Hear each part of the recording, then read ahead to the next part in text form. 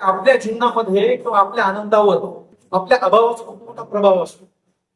आपल्याला काय वाटतं की एखादं दुःख आहे किंवा एखादी गोष्ट नाही तर मग आपण दुःखी व्हायचं का किंवा हिंसून बसायचं का किंवा आपला जो कॉन्फिडन्स आहे तो कमी करायचा का.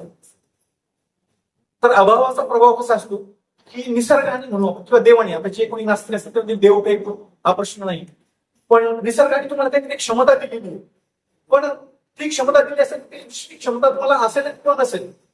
आता एक खूप छान उदाहरण आहे की निसर्गाने उसाला गोडवा दिला पण उसाला फळ येत नाही, बरोबर.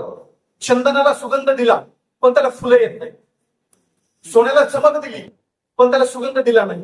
समुद्र वृक्ष आलंय पण त्याचं पाणी खारट आहे. नदीचं पाणी गोड आहे पण ते अल्पकाळ टिकतं, बरोबर आहे. कमळासारखा पवित्र नाही पण ते उत्तप्त शिक्षणामध्ये उगतं. सूर्य जो आहे तो स्वयंप्रकाशित आहे, बरोबर, पण त्याला शीतलता नाही. आता चंद्र शीतल आहे पण दीपक प्रकाशित आहे, बरोबर.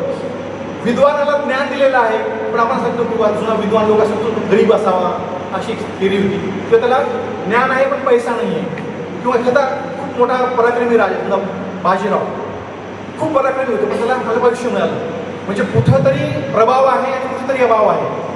तर विद्यार्थ्यांनी हे काय सर्व जाणीवपूर्वक घडून आणलेलं आहे. हे असं असताना जर तुम्ही आनंदाने जगलात तरच तुमच्या व्यक्तिमत्वाची खरी कसोटी आहे. त्याच्यामुळे सगळ्यांना सर्व काही मिळेल असं नाही.